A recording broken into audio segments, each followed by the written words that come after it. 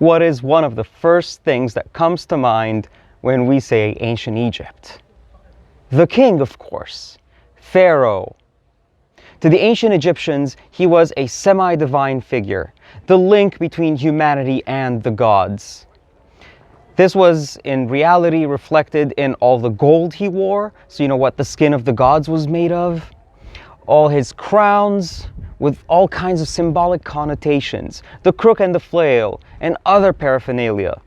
And in depictions, you get a lot more too. Like behind me here in the temple of Amun in Karnak, the king is on a much larger scale than anybody else.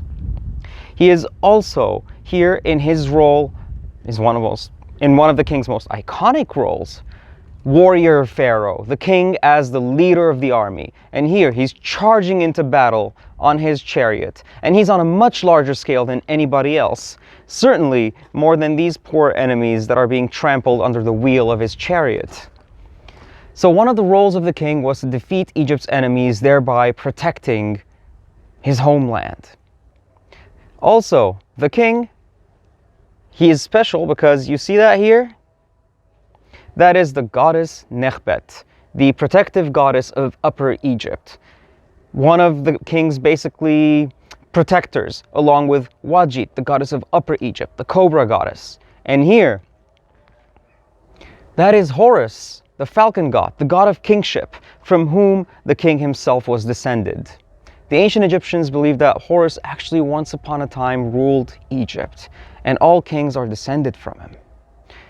And another way you can tell the king is special, because nobody else gets a Horus falcon soaring high above him, protecting him like that, or Nekhbet. Nobody else does, the king does. Another thing that's special is, look at the king here. You see? There we go. These are the reins of his chariot.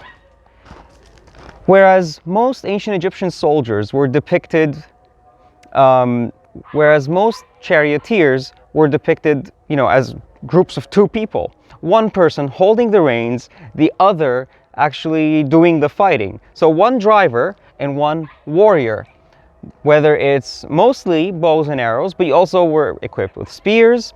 Anyway, the king is doing everything all by himself. That's how incredibly powerful the king is. He's on the one hand, full on shooting arrows at his enemies, while he's in full control of his chariot, which are in full battle. Look at all these enemies right under him. See that? That's how powerful the king was to the ancient Egyptians. He could do things nobody else could. Where mere mortals needed a team of two people to ride a chariot and use it effectively in battle to fight, the king, all he had to do was tie the reins around his waist, and he was just in control of the chariot. And he could go into the thick of things and still come out victorious. What a boss.